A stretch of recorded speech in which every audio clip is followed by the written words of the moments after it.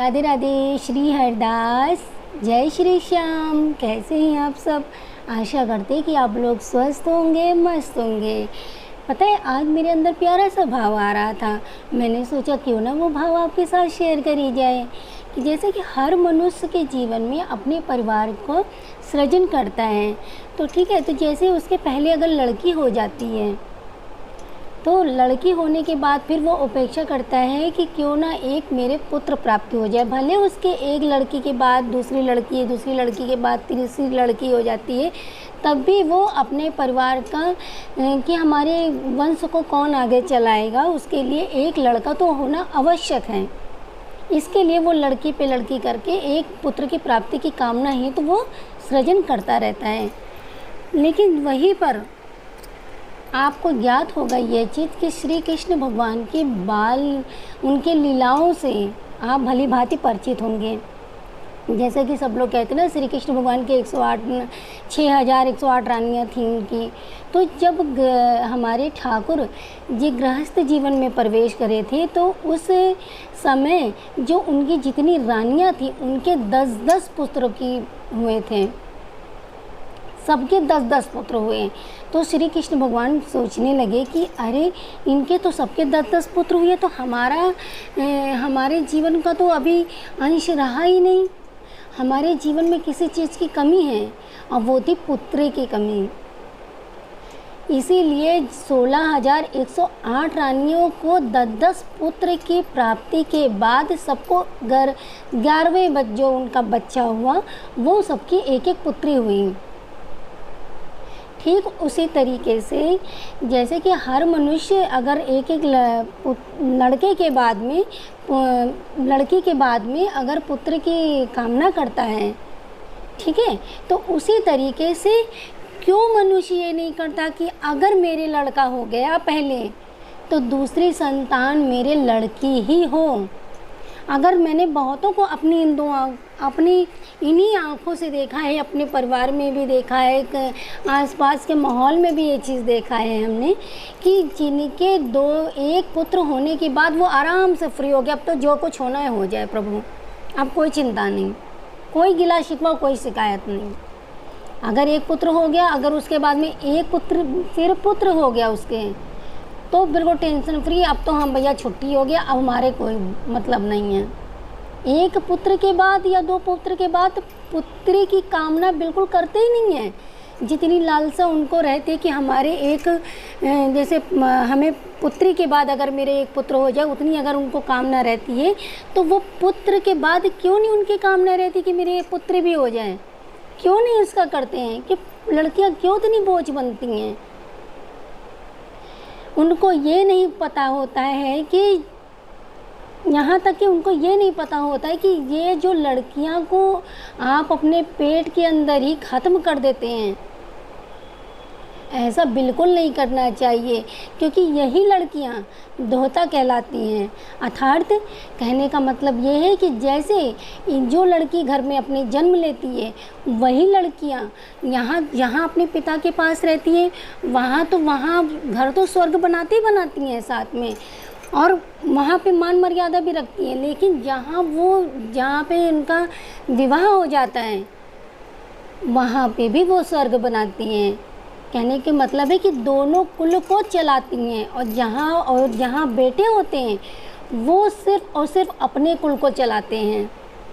बेटे की ज़रूरत हमें तब पड़ती है, जैसे माना कि बेटा जीवन में बेटे भी की अहमियत बहुत ज़्यादा होती है, लेकिन बेटे की ज़रूरत तब वहाँ ज़्यादा पड़ती है कि हमारी मृत्यु के बाद जो हमारे सर पे मोह माया सांसारिक चीज़ें, बहुत सारी चीज़ें हैं जो हमारे खोपड़ी पे हैं, तो वो हमारे सर की खोपड़ी मृत्यु के बाद कौन फोड़ेगा? उस समय लड़के की बहुत ज़्यादा ज़रूरत पड़ती है कि लड़का ही हमारे सर को फोड़ेगा, वही फोड़ेगा, लड़कियां नहीं फोड़ सकती ना, जो विधि का विधान है। तो इसी अपेक्षा में, और लड़के हमारे कुल को नाम रोशन करेंगे, लड़के हमारे वंश को आगे बढ़ाएंगे। अरे, जब लड़की नहीं होगी तो आप क्या बढ़ाओगे? लड़की ही तो एक उनके गर्भ से ही तो तमाम संतान की उत्पत्ति होती है। कहते हैं कि नारी का सम्मान करो, और नारी नर की खान, और नारी के गर्भ से उपजे। भक्त ध्रुव प्रहलाद।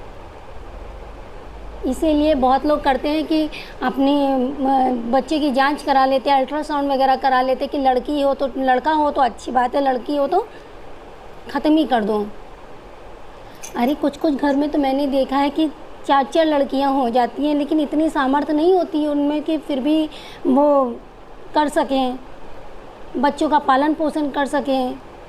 तो कि लड़के इतने सारे हो गए, लेकिन देखिए दोनों तरफ से अगर बात आती है, कुछ तरीके से ऐसे अगर हम सोचें कि अगर हमारी अंदरूनी कुछ प्रॉब्लम हो जाती है, कि समस्याएं हो जाती है कि एक बच्चे के बाद हम नहीं कर सकते, डॉक्टर भी जवाब देते थे तो प्रभु के शरण में ही रहते कि प्रभु अगर एक ही बच्चा दिया है तो कोई बात नहीं, बहुत सारी समस्याएं जाती है, लेकिन फिर भी आपसे हाथ जोड़ के ये कहेंगे कि एक लड़की का होना बहुत ही अनिवार्य है। इसलिए क्योंकि देखिए लड़कियों का होना इसलिए अनिवार्य क्योंकि उनका आपने अपना खुद का विवाह किया था, तो आप उनके जैसे मेरा विवाह हुआ तो मेरे पिता ने मेरा कन्यादान किया मेरे पति को, तो पति ने तो किसी की कन्या को ले लिया, लेकिन उनके सर पर इतना बोझ जब तक रहेगा, जब तक वो अपनी कन्या या किसी कन्या का कन्यादान न कर दें, तब तक ये सांसारिक मोह माया से बिल्कुल भी मुक्त नहीं हो पाएंगे। सबके ऊपर है ये चीज़ कि अगर आपने किसी की कन्या का दान लिया है, तो जब तक आप दूसरी कन्या का दान नहीं करोगे, तब तक भैया चाहे जितनी आप दान पुण्य कर लो, चाहे जितना सब कुछ कर लो, दुनिया में सबसे बड़ा दान माना गया है वो है सिर्फ और सिर्फ कन्यादान। अगर आप में सामर्थ्य नहीं आ रहा है, अगर आपके एक लड़के के बाद कन्या की उत्पत्ति नहीं हो पा रही है तो कोई बात नहीं, लेकिन प्रभु का विधि का विधान जैसे होता है तो उसी को सोच मान के चलिए कोई बात नहीं हो पा रहा। अगर सामर्थ्य है तो बिल्कुल कोशिश करिए, अगर नहीं है तो जीवन में ये कोशिश करिए कि कभी ना कभी किसी भी कन्यादान जरूर करें अपने हाथों से, तभी आपको मोक्ष की प्राप्ति होगी, तभी आप जीवन के मोह माया बंधनों से मुक्त हो जाएंगे। इसीलिए कहते हैं कि कन्या का आदर करिए, कन्या को पेट में बिल्कुल मत ख़त्म होने दीजिए, क्योंकि आखिर कहते हैं 4-4 लड़कियां होंगी, हम कैसे करेंगे।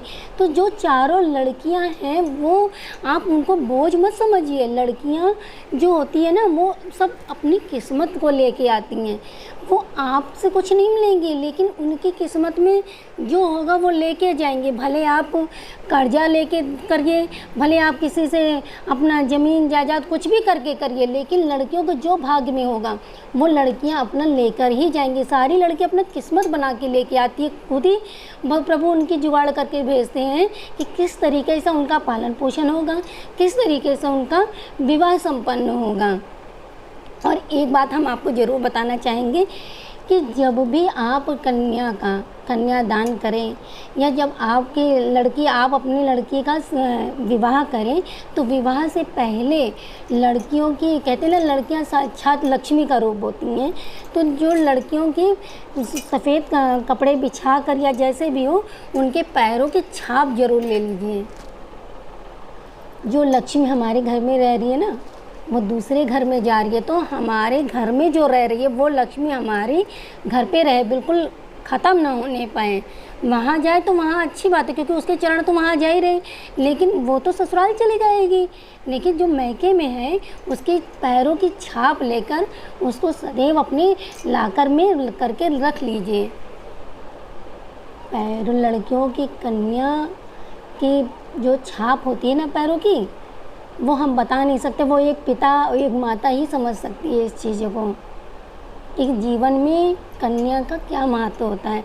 हम लोग देखिए को कन्या को इतना नहीं मानते, लेकिन कन्या जब दुर्गा को क्यों पूजते हैं, लक्ष्मी को क्यों पूजते हैं, हर दिवाली में आप लोग क्यों पूजा करते हैं लक्ष्मी की, फिर भी आप लड़कियों को इतना बोझ समझते हैं। क्यों नहीं एक लड़की के बाद में आप दूसरा लड़की की उपेक्षा करते कि मेरी एक लड़की हो जाए।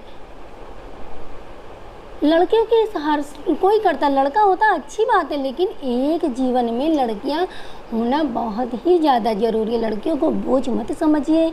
आज मेरे मन में ये भाव आ रहा था, लेकिन कुछ समाज में ऐसे लोग भी मैंने देखे हैं, जैसे हमारे घर के पास में ही हैं, उनके एक बेटी हुई, ठीक है।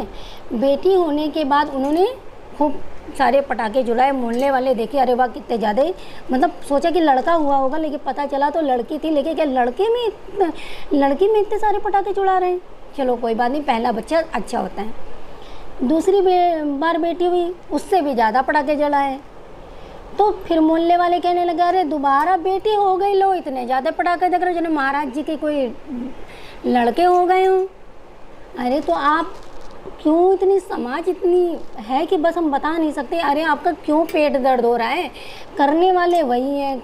जो पिता बना उसको नहीं चिंता है, आपको ज़्यादा चिंता है। इंसान अपना देख के नहीं परेशान होता, दूसरों का देख के परेशान होता है। अरे आप अपनी लाइफ देखो ना, वो पिता कैसे करेगा कैसे नहीं करेगा। वो पिता खुद भी बड़ा इतना भाग्यशाली है। जब मेरी उनसे बात तो वो खुद ही कह रहे कि मेरे दो पहली औलाद लड़कियां हुई। मैं अपने आप को बहुत खुशकिस्मत समझता हूँ कि प्रभु ने मुझे इस लायक समझा कि मेरे घर में दो लक्ष्मियों का जन्म हुआ है। इसलिए कहते हैं कि कन्याओं का आदर मान सम्मान करिए। बेटियां बहुत प्यारी होती हैं और बेटियों से ही घर चलता है। जिस घर में बेटियां नहीं होती, मैं नहीं समझ सकती उस घर में इतनी खुशियां होती होंगी। और सबसे बड़ी बात तो ये होती है कि अगर ये कहा जाता है, मैंने सुना है ये चीज़, कि जिसके पहली औलाद बेटी होती है ना, वो बाप बहुत खुशकिस्मत होता है। तो इस बात को मेरा मतलब बस इतना ही समझाना था कि अगर आपके पहली औलाद बेटा होता है तो अच्छी बात है। जिस तरीके से आप अपने बेटे की लालसा रखते हैं कि जीवन में एक बेटा होना बहुत ज़रूरी है, ठीक उसी तरीके से आप भी ऐसी उम्मीद लगाए रखिए। आप भी ऐसा अपने सृजन करते रहिए कि मेरे भी एक बेटी होना बहुत ज़रूरी होता है। अगर सक्षम हो तो बिल्कुल करिए, नहीं तो जीवन में एक कन्यादान ज़रूर करिएगा। जय जय श्री राधे। मेरा ये अगर भाव अगर आपको थोड़ा सा भी पसंद आ गया हो तो प्लीज़ इस वीडियो को ज़्यादा से ज़्यादा लाइक करिएगा, सब्सक्राइब करिएगा। और उन लोगों से हाथ जोड़कर मेरी विनती है जो लोग अपने पेट में लड़कियों को ख़त्म कर देते हैं या अल्ट्रासाउंड करा के पता कराते हैं कि मेरी लड़की है कि लड़की, प्लीज़ ऐसा मत करिए। देखिए जो प्रभु ने दिया है, जैसा दिया है सोच समझ के आपको दिया होगा। इसीलिए आप अपने सर पे पाप बिल्कुल मत लीजिए, ना करिए, वो ज़्यादा सुकून है, लेकिन ऐसा पाप बिल्कुल भी मत करिए। जय जय श्री राधे। वीडियो को लाइक कमेंट और शेयर कर दीजिएगा अगर अच्छी लगे तो, वरना जय जय श्री राधे। कुंज बिहारी श्री हरिदास। स्वस्थ रहिए, मस्त रहिए। जय जय श्री राधे श्याम।